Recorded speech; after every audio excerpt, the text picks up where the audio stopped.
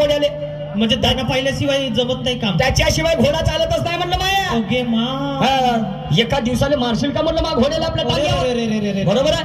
तर मग का करू म्हणते म्हणलं चनियान सोन्याचे दाणे. तर तर नाही म्हणते माझ्या घरी संपले म्हणते. तर म्हणलं लोकाला भीक मग हा धंदा करतो ना तू हा टांगा चालवाचा.